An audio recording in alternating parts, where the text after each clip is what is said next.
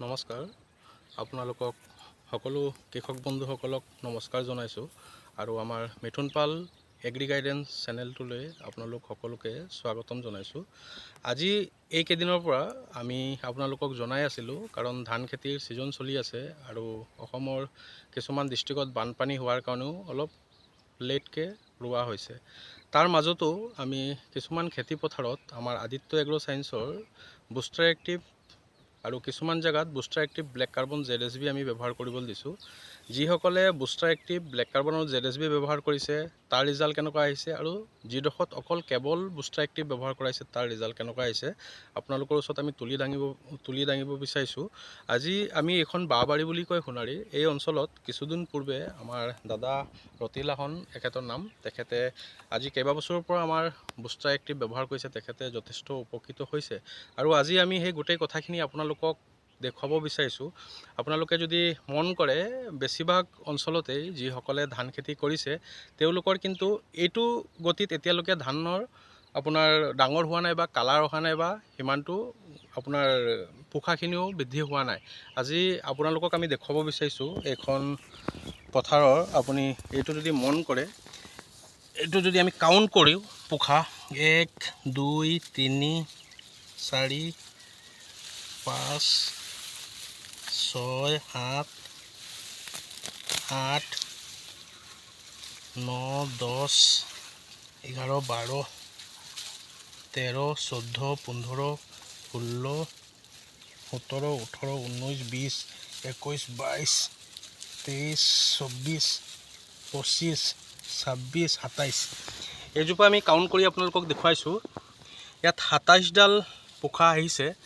তো আপোনালোকক আমি জনাব বিচাৰিছোঁ এইটো হৈছে আমাৰ বুষ্টাৰ এক্টিভ। এই বুষ্টাৰ এক্টিভ যেতিয়াই ব্যৱহাৰ কৰা হয়, আদিত্য এগ্ৰ' চায়েন্সৰ এইটো বুষ্টাৰ এক্টিভ হয়। যিসকলে ব্যৱহাৰ কৰিছে তেওঁলোকে জানে ইয়াৰ বিষয়ে।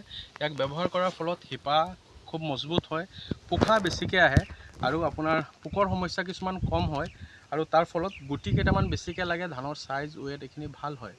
আৰু এই খেতিটোত অনলি বুষ্টাৰ এক্টিভ ব্যৱহাৰ কৰা হৈছে, ইয়াৰ লগত DAP ব্যৱহাৰ কৰিছে দাদাই আৰু পটাছ। হয়, আমি দাদাক স্বাগতম জনাইছোঁ আমাৰ চেনেললৈ আৰু তেখেতৰ মুখৰ পৰা আমি জানিব বিচাৰিম তেখেতে এই খেতিটো কেতিয়া ৰুইছিলে আৰু কিমান দিন পাছত বুষ্টাৰ এক্টিভ ব্যৱহাৰ কৰিছে, DAP পটাছ কিমান দিন পাছত দিছে আৰু তেখেতৰ মুখৰ পৰা আমি জানিব বিচাৰিম। দাদা নমস্কাৰ জনাইছোঁ আপোনাক। হয়, আপুনি আমাৰ এই আদিত্য এগ্ৰ' চায়েন্সৰ বুষ্টাৰ এক্টিভটো মাৰি কেনেকুৱা পাইছে? মইতো আজি কেইবছৰমানৰ পৰা মাৰি আছোঁ, হ'লেও প্ৰডাক্টটো ভালে পাইছোঁ যি দেখিছোঁ। হয়, আৰু গোটেইকেইটা বস্তু অৱশ্যে মই ল'বও পৰা নাই, গোটেইকেইটা ল'ব পাৰিলেও বেছি ভাল হয়। গতিকেলৈ মই এই বুষ্টাৰ এক্টিভটো মাৰি প্ৰমাণ পাইছোঁ যে মাটিটো মানে খুব জীপাল কৰি ৰাখে। তাৰ দ্বিতীয়তে ইয়াৰ গ্ৰোথটো বৰ ধুনীয়াকৈ আহে। তাৰপৰা পোক পৰুৱাৰ পৰা বহুতখিনি মানে আঁতৰত থাকে, পোক পৰুৱা নহয় তেনেকুৱাকৈ। মই প্ৰমাণ পোৱাৰ কাৰণে এই কেইবাবছৰো এই বস্তুটো লৈ আছোঁ, কৰি আছোঁ। হয়, এই পোখাখিনি যে আপোনাৰ বেছি হৈছে অতি কম দিনৰ ভিতৰত, তো আপুনি কি ভাবে পোখাটো বেছি হোৱাৰ কাৰণে কিয় বেছি হৈছে তেনেকুৱা কিবা? তাকে একেলগতে মই বুষ্টাৰ আৰু এইটো বুষ্টাৰটো মানে সৰুটো বস্তুটো একে কৰিব মাৰিব নোৱাৰি কাৰণে লগতে মিক্স কৰি ৰোৱা দিনাই ছটিয়াই গৈছোঁ আৰু এফালৰ পৰা ছটিয়াই গৈছোঁ আৰু ৰুই গৈছে। পানীটোৰ পিছত একদম নীলা হৈ যায়, নীলা বৰণ এটা উঠি আহে। কৈছে তই কি দৰৱ মাৰিছ ন, কি নীলা হৈ গৈছে? মই বোলে পোকৰ দৰৱটো লগত মাৰি দিছোঁ বুলি কৈছোঁ আৰু মানুহক। বুষ্টাৰ বুলি আবিত পাই বোলো মাৰিছোঁ তেনেকৈ বুলি কৈছোঁ। হয়, আপোনাৰ ৰোৱা কিমান দিন হৈছে? মই এতিয়া ৰোৱা আহাৰৰ আপোনাৰ 11 12 13 তাৰিখে আহাৰৰ 13 তাৰিখে ৰুইছিলোঁ। আহাৰ মানে এমাহ হ'ব হৈছে আৰু ৰোৱাৰ কেইদিন পাছত আপুনি মাৰিছে? মই ৰোৱা আগদিনাই মাৰি গৈছোঁ, হাল বোৱা গৈছোঁ মাৰি গৈছোঁ।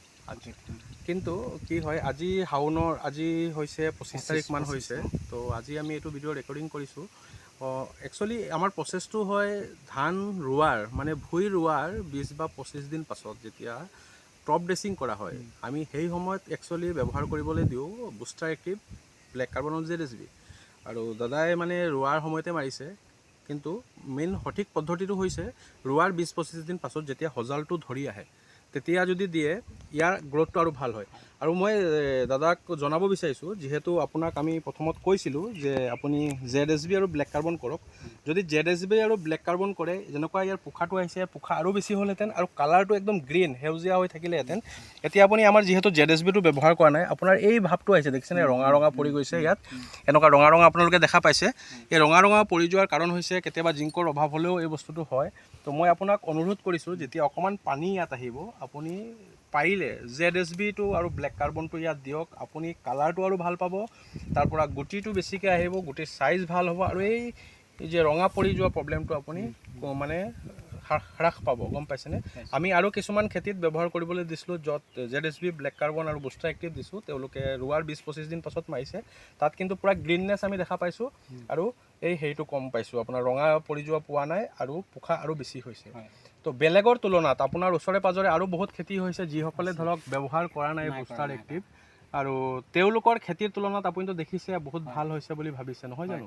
তো আশা কৰোঁ আপোনালোক সকলোকে আমি জনাব বিচাৰিছোঁ, যদি আপোনালোকৰ ধান খেতি এনেকুৱা হোৱা নাই, কম হৈছে বা পোখা বৃদ্ধি হোৱা নাই, আপোনালোকক আমি অনুৰোধ কৰিছোঁ আপোনালোকে আমাৰ আদিত্য এগ্ৰ'চাইন্সৰ বুষ্টাৰ এক্টিভটো ব্যৱহাৰ কৰক। আৰু লগত আমাৰ ZSB আৰু ব্লেক কাৰ্বনৰ পেকেটখিনি এভেইলেবল নাই, কাৰণ ব্যৱহাৰ কৰাৰ পাছত সকলোৱে সেইটো পেলাই দিয়ে বা নষ্ট কৰি দিয়ে। তো আপোনালোকে আমাৰ ZSB, ব্লেক কাৰ্বন আৰু বুষ্টাৰ এক্টিভ এতিয়াও সময় আছে, ব্যৱহাৰ কৰক। ৰোৱাৰ 20-25 দিন, এমাহৰ ভিতৰত কৰিলে হ'ব, খালি পানী 4 আঙুল থাকিব লাগিব পথাৰত। তো আপোনালোকক অনুৰোধ কৰিছোঁ, যদি আপোনালোকেও ভাল খেতি বিচাৰিছে, এনেকুৱা গ্ৰ'থ বিচাৰিছে, ধান প্ৰডাকশ্যন ভাল পাব বিচাৰিছে, আপোনালোকক অনুৰোধ কৰিছোঁ ব্যৱহাৰ কৰক, আপোনালোকৰো সুফল পাব বুলি আমি ভাবিছোঁ। তো আমি দাদাক ধন্যবাদ জনাইছোঁ, এই ৰ'দত আহি তেখেতে আমাক সময়কণ দিছে আৰু তেখেতৰ খেতিৰ বিষয়ে আমাক অৱগত কৰিছে। আমি ধন্যবাদ জনাইছোঁ দাদাক সময়খিনি দিয়াৰ কাৰণে। আৰু আমি দাদাক ক'ব বিচাৰিছোঁ, আৰু এমাহমান পাছত আমি আকৌ আহি চাম আপোনাৰ কি পৰিৱৰ্তন হৈছে, বেলেগৰ তুলনাত ধানৰ আপোনাৰ কিমান বেছি পাইছে। তো ধন্যবাদ সকলোকে জনাইছোঁ, ভাগ্যমণি আমাক লগত সহায় কৰি দিছে ভিডিঅ'টো কৰাত।